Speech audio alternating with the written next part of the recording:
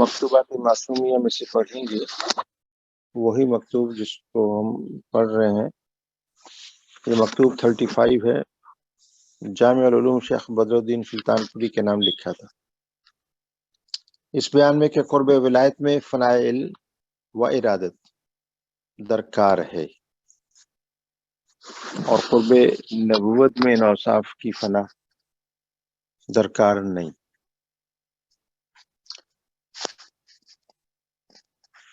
تو کل ہم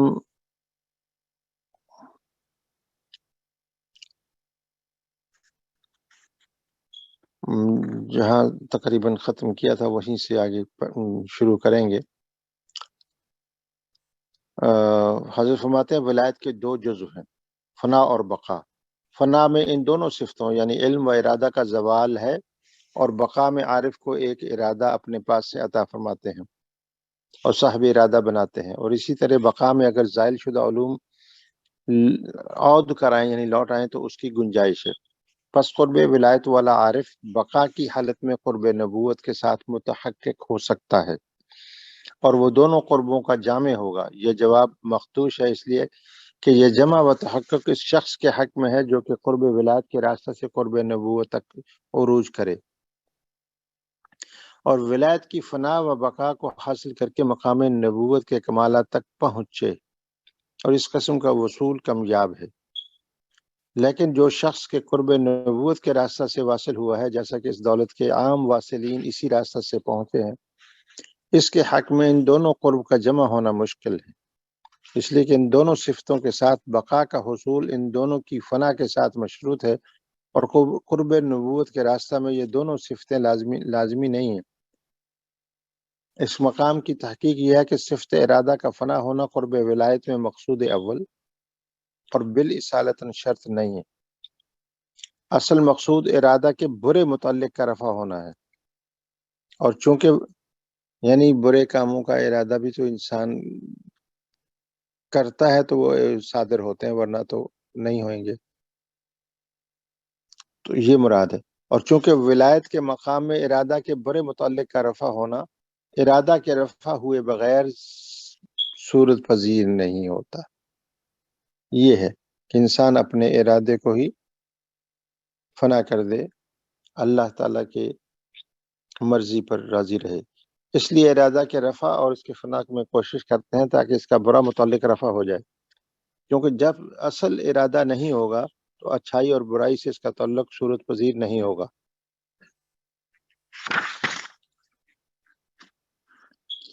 اور یہ جو میں نے کہا ہے کہ مقام ولایت میں برے متعلق کا رفع ہونا ارادہ کے رفع کے بغیر صورت پذیر نہیں ہوتا، یہ اس لیے ہے کہ قرب ولایت ذلی قرب ہے، اور اس مقام میں گرفتار ہونا ذل کے ساتھ گرفتار ہونا ہے، اور ذلی قرب کو اس قدر قوت نہیں ہے کہ صفت ارادہ کے ہوتے ہوئے اس کے برے متعلق کو رفع کر سکے. اس لیے ارادہ کے رفع میں کوشش کرتے ہیں. یہ بہت ہی شاندار اگزامپل ہے. کوئی بھی چیز ہو، اگر ہمیں پتہ چل جائے کہ یہ تو آئینے میں صرف صورت ہے تو ہمیں اس کا خوف نہیں ہوگا، نہ اس سے محبت ہوگی، اس اندر جائے. تو یہی ہے فرق اصل اور ذل کا. تو ارادہ کے رفع کرنے میں کوشش کرتے ہیں تاکہ اس کے برے متعلق کا رفع ہونا سہولت کے ساتھ صورت پذیر ہو جائے. اور قرب نبوت میں قرب اصلی ہے اور اصل کے ساتھ گرفتاری ہے، اور قرب اصل اور اس کے ساتھ گرفتاری کو ایسی قوت ہوتی ہے کہ صفت ارادہ کے ہوتے ہوئے اس کے برے متعلق کو رفع کر سکتا ہے. اسی لیے ارادہ کے رفع میں کوشش نہیں کرتے، کیونکہ اس کے رفع سے جو مقصود تھا وہ بہت اچھے طریقے پر حاصل ہو گیا ہے، اور ارادہ فی نفسہ صفت کاملہ ہے.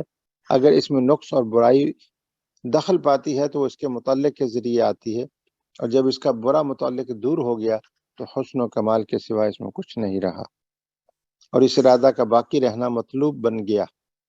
اور اسی طرح ہم صفت علم کے بارے میں کہتے ہیں کہ قرب ولایت میں زوال علم سے مقصود اول اشیاء کے ساتھ گرفتاری کا زوال ہے، اور چونکہ اس قرب میں اشیاء کی گرفتاری کا زوال اشیاء کے علم کے زوال کے بغیر صورت پذیر نہیں ہوتا، اس لیے کہ قرب ذلی اور ذل کے ساتھ گرفتاری کو اتنی قوت نہیں ہے کہ اشیاء کے علم کے باوجود اشیاء کے ساتھ گرفتاری کو زائل کر سکے، اس لیے علم کے زوال میں کوشش کرتے ہیں اور اشیاء کے نسیان کی طلب کرتے ہیں تاکہ ان کے ساتھ گرفتاری نہ رہے۔ اور قرب نبوت میں اصل کے ساتھ گرفتاری ہے، اور اصل کے ساتھ گرفتاری قوی ہوئی ہو سکتا ہے کہ اشیاء کے علم کے باوجود اشیاء کی محبت و گرفتاری کو زائل کر دے، اس لیے علم کے زوال میں کوشش نہیں کرتے، کیونکہ یہ صفت کمال ہے۔ صفات کمالیہ یا صفات ثبوتیہ وہ 8 ہیں جو کہ نون ہیں، بلکہ اس کی بقا مطلوب ہے، اور علم کے زوال سے جو کچھ مقصود ہے وہ اس قرب میں حاصل ہو چکا ہوتا ہے۔ ایک جواب تو یہ ہے، اور ہم اصل سوال کا دوسرا جواب بتاتے ہیں کہ دونوں صفتوں یعنی ارادہ اور علم کے زوال کا شرط ہونا ولایت صغریٰ میں ہے، جو کہ اولیاء اللہ کی ولایت ہے، اور یہ ذلی ولایت ہے، اور انبیاء کرام علیہم السلام کی ولایت ولایت کبریٰ ہے، جو کہ اصلی ولایت ہے، اور اس ولایت میں ان دونوں صفتوں کے زوال کا شرط ہونا ثابت نہیں ہے۔ بس یہ مکتوب پورا ہوا۔ اب ہم سبحان اللہ، یہ ایسے موقع پر یہ مکتوب سامنے آیا کہ ہم ولایت کبریٰ کے اسباق شروع کرنے والے ہیں۔ ابھی 2 ویک اسی پر لگائیں گے، یہ جو ولایت صغریٰ کا آخری سے کوئی مراقبہ معیت ہے، کیونکہ یہ بنیاد ہے۔ اب آئندہ جتنے ویک لگاتے ہوئے آگے بڑھیں گے، اس لیے آپ حضرات سے یہ گزارش ہے کہ روزانہ کی بنیاد پر اپنی دہرائی جاری رکھیں۔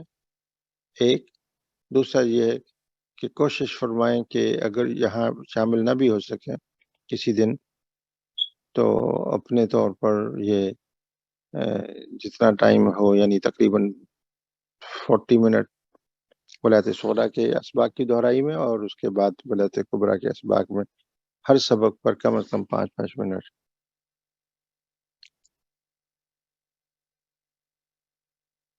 آج کے اسباق میں مراقبہ ولایت کبریٰ کے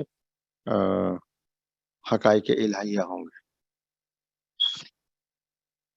یعنی حقیقت کعبہ ربانی، حقیقت قرآن مجید، حقیقت صلاۃ اور حب صرفہ۔